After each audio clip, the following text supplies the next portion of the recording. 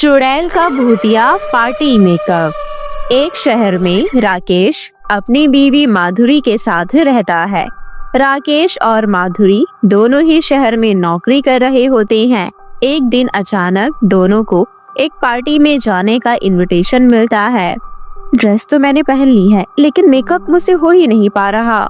अरे माधुरी, तुम अभी तक तैयार नहीं हुई, जल्दी रेडी हो जाओ वरना पार्टी में जाने के लिए लेट हो जाएंगे। राकेश, मैं बिना मेकअप के पार्टी में कैसे जाऊं? मुझे ब्यूटी पार्लर जाना होगा, वरना पार्टी में आई औरतें मेरा मजाक उड़ाएंगी। अरे तुम इतनी सुंदर हो, तुम्हें कोई जरूरत नहीं है पार्लर जाने की। नहीं, मुझे पार्लर तो जाना ही पड़ेगा। देखो मेरे आईब्रोज कितने बेकार लग रही हैं और मैं अपने बालों को नया लुक दूंगी। अरे वो सब तो ठीक है, लेकिन रात के समय कौन सा पार्लर खुला होता है? अरे मैंने एक पार्लर देखा है, वो देर रात तक खुला रहता है। मैं ऐसा करती हूँ, मैं घर से ड्रेस पहन लेती हूँ, रास्ते में ही पार्लर से थोड़ा टचअप लेते हुए पार्टी में निकल जाएंगे। जैसा तुम्हें ठीक लगे, बस तुम तैयार होने में ज्यादा देर मत लगाना, वरना हम पार्टी खत्म होने के बाद वहाँ पहुँचेंगे। माधुरी जल्दी से अपनी ड्रेस पहनती है। उसके बाद वो अपने पति राकेश के साथ गाड़ी में बैठकर पार्लर के लिए निकल पड़ती है। थोड़ी देर बाद माधुरी को पार्लर दिख जाता है। अरे राकेश, गाड़ी रोको, मैं जिस पार्लर की बात कर रही थी, देखो ये पार्लर खुला हुआ है, मैंने तुम्हें बताया था ना। राकेश पार्लर को देखकर हैरान हो जाता है। पर इस समय आधी रात में ये कौन है जो पार्लर खोल कर बैठा है? और इस समय कौन आता होगा पार्लर में तैयार होने? अरे तुम ये सब बातें छोड़ो, हमारा तो आज का काम हो गया ना। तुम बस यहाँ 5 मिनट रुको, मैं यूँ गई और यूँ आई। ये बोलकर माधुरी गाड़ी से उतर जाती है और पार्लर में चली जाती है। माधुरी की पार्लर में घुसते ही एक औरत उसके पास आती है। जी मैडम, बताइए आपको क्या करवाना है? मुझे अपने आईब्रोज और हेयर कट करवाना है और थोड़ा जल्दी कीजिए, मुझे अभी पार्टी के लिए निकलना है। हाँ जी मैडम, बिल्कुल ठीक है। आज हमारे यहाँ एक ऑफर निकला हुआ है, आपको हेयर कट के साथ एक फेशियल फ्री मिलेगा। ये सुनकर माधुरी बहुत खुश हो जाती है। ये तो बहुत अच्छा ऑफर है, पर मुझे जल्दी निकलना है। मैडम आप चिंता मत करिए, मैं आपका फेशियल, हेयर कट सब कुछ बहुत जल्दी कर दूंगी। मुझे बस 10 मिनट लगेंगे सब करने में। ठीक है मैडम, बस हमारी एक शर्त है, आप अपनी आंखें बिल्कुल बंद रखेंगे और तब तक नहीं खोलेंगे जब तक मैं ना बोलूं। मैं चाहती हूँ कि आप खुद को पूरा एक बार में देखें जब सब काम हो जाए। ठीक है। माधुरी जैसे ही आंखें बंद करती है, वो औरत चुड़ैल का रूप ले लेती है और वो चुड़ैल माधुरी के आईब्रोज बिल्कुल गायब कर देती है। साथ ही उसके बालों में अजीब सा हेयर कट कर देती है। वो माधुरी को आधा गंजा और आधे सर पर बाल छोड़ देती है। ये करने के बाद वो चुड़ैल माधुरी का फेशियल करने लग जाती है। माधुरी का फेशियल हो ही रहा होता है, तभी माधुरी को अपने चेहरे पर बहुत जोर की खारिश होने लगती है। अरे मैडम, आपने कैसी क्रीम लगा दी? मुझे बहुत जलन हो रही है, ऐसा ना हो कि मेरा चेहरा खराब हो जाए।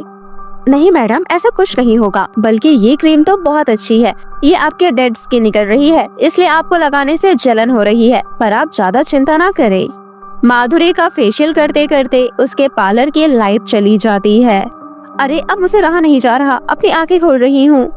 माधुरी जैसे ही अपनी आँख खोलती है तो उसे अपने सामने चुड़ैल दिखाई देती है। ये देखकर माधुरी बहुत डर जाती है। वो बहुत जोर से चिल्लाती है और वहीं बेहोश हो जाती है। तभी चुड़ैल बोलती है, ये कैसी पागल औरत है, इसको नहीं पता रात में कोई पार्लर नहीं खुलता। ये इस टाइम मेरे पास आ गई है। मैं तो रोज ही किसी न किसी कस्टमर को अपने पास बुलाती हूँ, मुझे बहुत मजा आता है सबकी शक्ल बिगाड़ने में। नीचे राकेश गाड़ी में बैठा इन सब बातों से अनजान होता है। वो माधुरी को फोन लगाता है। माधुरी उसका फोन नहीं उठाती। कुछ तो गड़बड़ लग रही है, ये माधुरी मेरा फोन क्यों नहीं उठा रही? ओहो, पार्टी के लिए लेट भी हुआ जा रहा है, लगता है मुझे ही ऊपर जाकर देखना पड़ेगा। राकेश गाड़ी से बाहर माधुरी को पार्लर में देखने के लिए उतरता है। तभी उसे पार्लर के सामने कब्रिस्तान दिखाई पड़ता है। कब्रिस्तान को देख राकेश बहुत ज्यादा घबरा जाता है। राकेश फटाफट माधुरी की तरफ पार्लर में भागता है। माधुरी, माधुरी! तभी रोड पर कुत्ते बहुत जोर जोर से भौंकने लग जाते हैं। माधुरी, तुम किधर हो? माधुरी, ये जगह ठीक नहीं है, हमें यहाँ से निकलना पड़ेगा जल्दी। राकेश जैसे तैसे पार्लर के अंदर पहुँच जाता है। वहाँ चुड़ैल को देख उसके होश उड़ जाते हैं। माधुरी जमीन पर बेहोश पड़ी थी। वो आधे टकली हो चुकी थी। तभी चुड़ैल हंसते हुए बोली, हा हा हा हा हा हा। क्या बात है, एक के बाद एक कस्टमर आते ही जा रहे हैं। आज कुछ ज्यादा ही पार्टी है लगता है। हा हा हा हा हा हा। दूर रहो मुझसे, तुम गंदी चुड़ैल, तुमने यहाँ मेरी बीवी का क्या हाल बना रखा है। चुड़ैल राकेश की बात सुनकर बहुत जोर जोर से हंसने लगती है। तू अपनी बीवी को लेकर जाएगा, पर कैसे? तू इधर से वापस नहीं जा पाएगा। चुड़ैल राकेश के पीछे लग जाती है। राकेश बहुत चीखता चिल्लाता है और पार्लर से भागने की कोशिश करता है, पर वो भागने में असफल रहता है। तभी राह चलते सड़क पर एक बाबा हरिद्वार से पैदल आ रहे होते हैं। उन बाबा को वहाँ नेगेटिव एनर्जी का एहसास होता है। लगता है यहाँ पर कुछ है, किसी को मेरी जरूरत है। कोई इधर बुरी तरह फंस गया है। वो बाबा चारों तरफ देखते हैं तो उन्हें एकदम से पार्लर दिख जाता है। वो भागकर पार्लर की तरफ जाते हैं। उधर जाकर देखते हैं कि चुड़ैल ने राकेश और माधुरी को पकड़ रखा है। कौन है तू? किधर से आया है? यहाँ तुझे क्या काम है? मैं यहाँ तेरा अंत करने आया हूँ। तू मेरा कुछ नहीं बिगाड़ पाएगा। मेरे अंदर बहुत शक्तियाँ हैं। मुझे ऐसे मारना बहुत मुश्किल है। ये तेरे बस की बात नहीं है बुढ़े। चुड़ैल के मुंह से बूढ़ा शब्द सुनकर बाबा आग बबूला हो जाता है। तभी राकेश डरते हुए बोलता है, बाबा हमें बचा लो इस चुड़ैल से, ये मुझे और मेरी बीवी को मार डालेगी। बाबा बचा लो बाबा हमें। तो चिंता मत कर बच्चे, ये चुड़ैल ही मरेगी। मैं तुझे और तेरी बीवी को कुछ नहीं होने दूंगा। बाबा चुड़ैल के पार्लर में एक भी पल खराब ना करते हुए मंत्र जोर जोर से पढ़ने लगते हैं और हरिद्वार से लाया हुआ गंगा जल को राकेश और उसकी बीवी माधुरी पर छिड़क देते हैं। ये देखकर चुड़ैल बहुत जोर से चिल्लाने लगती है। गंगा जल के छिड़काव से ही माधुरी को होश आ जाता है। ये देखकर चुड़ैल चिल्लाते हुए बोलती है, ए बाबा ये तो क्या कर रहा है? तू मेरी मेहनत पर पानी क्यों फेर रहा है? तेरा तो मैं अंत करके ही रहूंगा चुड़ैल, ये ले। बाबा चुड़ैल के ऊपर भी गंगा जल का छिड़काव करते हैं। गंगा जल के छिड़कते ही चुड़ैल बहुत जोर जोर से रोने लग जाती है। साथ ही उसका शरीर जलने लगता है। अरे कोई मुझे बचाओ, मुझे बचाओ, मैं मर रही हूँ। तुझे कोई नहीं बचाएगा। अब तो तेरी आत्मा को मैं शांति देकर ही सांस लूंगा। और देखते ही देखते चुड़ैल जलकर राख हो जाती है। बाबा माधुरी के साथ साथ राकेश की भी जान बचा लेते हैं। माधुरी और राकेश बाबा का बहुत बहुत धन्यवाद करते हैं कि बाबा ने उनकी जिंदगी बचाई और वह दोनों अपने घर की तरफ लौट जाते हैं। क्लास टीचर सौतेली माँ। वाह पापा, आप कितने अच्छे हैं। आज मेरे जन्मदिन पर मुझे रेस्टोरेंट में खाना खिलाने ले गई। पिज्जा और बर्गर बहुत ही टेस्टी था। आखिर मेरी प्यारी बेटी का जन्मदिन जो है, अगर तुम्हें और भी कुछ खाने का मन कर रहा हो तो कह दो, दुकान सामने ही है। नहीं पिताजी, अब मेरे पेट में बिल्कुल भी जगह नहीं है। हाँ, लेकिन अगली बार मेरे जन्मदिन पर मुझे इसी जगह लेकर आना। यहाँ सच में बहुत ही टेस्टी खाना मिलता है। अच्छा ठीक है, बाकी बातें घर जाकर कर लेना। सुगंधा के पापा, पहले आप गाड़ी पर ध्यान दो। कितनी बार कहूँ, गाड़ी चलाते समय बात नहीं करते। सुगंधा के पिता किशोर गाड़ी ध्यान से चला रहे थे, लेकिन अचानक एक तेज रफ्तार ट्रक ने उनकी गाड़ी को पीछे से जोरदार टक्कर मारी, जिस वजह से उनकी गाड़ी का बैलेंस बिगड़ गया और गाड़ी बुरी तरह दुर्घटनाग्रस्त हो गई। अस्पताल के लोगों ने फौरन उन्हें नजदीकी अस्पताल पहुंचाया। कुछ देर बाद सुगंधा को जब होश आया तो उसने देखा उसके सिर और हाथों में पट्टी बंधी हुई थी। तभी सुगंधा को उसके पिता किशोर दिखाई दिए। उनके हाथ और पैरों में भी चोट लगी थी और वो रोए जा रहे थे। ये देख सुगंधा बोली, पापा आप रो क्यों रहे हो? क्या हुआ? और मम्मी कहाँ है? वो नजर नहीं आ रही। मेरी प्यारी बच्ची, वो हमें छोड़कर हमेशा के लिए चली गई। चली गई? पर कहाँ? भगवान के पास, जहाँ से कोई वापस नहीं आता। पापा आप ये क्या कह रही हैं? ऐसा नहीं हो सकता। कह दो ये सब झूठ है। आप मुझसे प्रैंक कर रहे हो ना? मम्मी मुझे छोड़कर नहीं जा सकती। मैं मम्मी के बिना कैसे जीऊंगी? ये कहते हुए सुगंधा फूट फूट कर रोने लगी। किशोर ने अपनी बेटी सुगंधा को बड़ी मुश्किल से संभाला और अपनी पत्नी ममता का दाह संस्कार किया। सुगंधा माँ की मृत्यु के बाद बहुत उदास रहने लगी। उसने हंसना बोलना खेलना कूदना सब छोड़ दिया। वो गुमसुम रहा करती थी। एक दिन सुगंधा की बुआ ललिता अपने भाई किशोर से मिलने आई और सुगंधा की ऐसी हालत देख अपने भाई किशोर से बोली, भैया मैं तो कहती हूँ आप दूसरी शादी कर लीजिए। सुगंधा को माँ मिल जाएगी और आप बाहर रहकर अपना बिजनेस अच्छे से कर पाएंगे। देखो तो बच्ची का क्या हाल हो गया है, उसे माँ की जरूरत है। मेरी नजर में एक पढ़ी लिखी औरत है और पता है सुगंधा बिटिया जिस स्कूल में पढ़ती है उसी स्कूल में अभी कुछ दिन पहले ही उसकी नौकरी लगी है। मुझे पक्का यकीन है वो सुगंधा को कभी माँ की कमी महसूस नहीं होने देगी। तुम कहो तो मैं आज ही उससे बात करती हूँ। अपनी बेटी की हालत देख किशोर ने दूसरी शादी करने का फैसला किया और अपनी बहन ललिता के द्वारा बताई गई औरत जिसका नाम था मधुरिमा उससे दूसरी शादी कर ली। किशोर ने मधुरिमा को जब पहली बार अपनी सुगंधा बिटिया से मिलवाया तो मधुरिमा सुगंधा के सर पर बड़े प्यार से हाथ फेरते हुए बोली, कितनी प्यारी है मेरी बेटी, बिल्कुल डॉल की तरह। सुगंधा मेरे पास आओ, अपनी नई माँ से नहीं मिलोगी, मेरे पास आओ मेरी प्यारी बच्ची। अब तुम्हें उदास रहने की कोई जरूरत नहीं है। अब तुम्हारी माँ आ गई है ना, मैं तुम्हें अपने हाथों से गर्मा गर्म स्वादिष्ट स्वादिष्ट खाना बनाकर खिलाऊंगी। क्या हुआ अगर मैंने तुम्हें जन्म नहीं दिया? मैं तुम्हें बिल्कुल तुम्हारी माँ की तरह प्यार करूंगी। मैं तुम्हें परियों की कहानियाँ भी सुनाऊंगी। मधुरिमा की मीठी मीठी बातें सुन सुगंधा के चेहरे पर मुस्कान आ जाती है। अपनी बिटिया के चेहरे पर मुस्कान देख किशोर भी बहुत खुश होता है। कुछ दिन सब ठीक चलता रहा। मधुरिमा सुगंधा को सुबह जल्दी उठाकर स्कूल जाने के लिए तैयार करती, उसका लंच बॉक्स बनाती, फिर दोनों एक साथ स्कूल जाते। घर और स्कूल दोनों जगह मधुरिमा सुगंधा का बड़ा ध्यान रखती। मधुरिमा को देखकर कोई कह नहीं सकता था कि वो सुगंधा की सौतेली माँ है। फिर कुछ समय बाद किशोर को काम के सिलसिले में विदेश जाना पड़ा। मधुरिमा तुम अपना और मेरी बिटिया का ख्याल रखना, मैं जल्द ही लौट आऊंगा। आप सुगंधा बेटी की बिल्कुल भी चिंता मत कीजिए, मैं सुगंधा का अच्छे से ख्याल रखूंगी, आप बेफिक्र होकर जाइए। मधुरिमा की बात सुन किशोर के दिल को तसल्ली हुई। फिर वो अपनी बेटी सुगंधा से मिलकर विदेश चला गया। किशोर के जाते ही मधुरिमा ने अपना असली रंग दिखाना शुरू किया। अगली सुबह सुगंधा स्कूल जाने के लिए नहा धोकर तैयार हो गई। तब वो अपने सौतेली माँ मधुरिमा से बोली, मम्मी जल्दी से मेरे बाल बना दो, स्कूल जाने में देर हो रही है। तभी मधुरिमा जोर से सुगंधा के गाल पर चाटा मारते हुए बोली, महारानी आज से तू खुद अपने बाल बनाएगी, समझ गई? और हाँ, जल्दी सुबह उठकर पहले घर के सारे काम खत्म कर, उसके बाद ही तू स्कूल जाएगी। मम्मी ये आप क्या बोल रही हो? मैं घर का काम कैसे कर सकती हूँ? मैं तो भी बहुत छोटी हूँ। वैसे भी आप ही तो घर के सारे काम करती हो। नालायक, तुझे क्या लगा मैं सारी जिंदगी तुझे अपने सर पर बिठा कर रखूंगी? मैं तो सिर्फ नाटक कर रही थी तेरे बाप को दिखाने के लिए, समझी?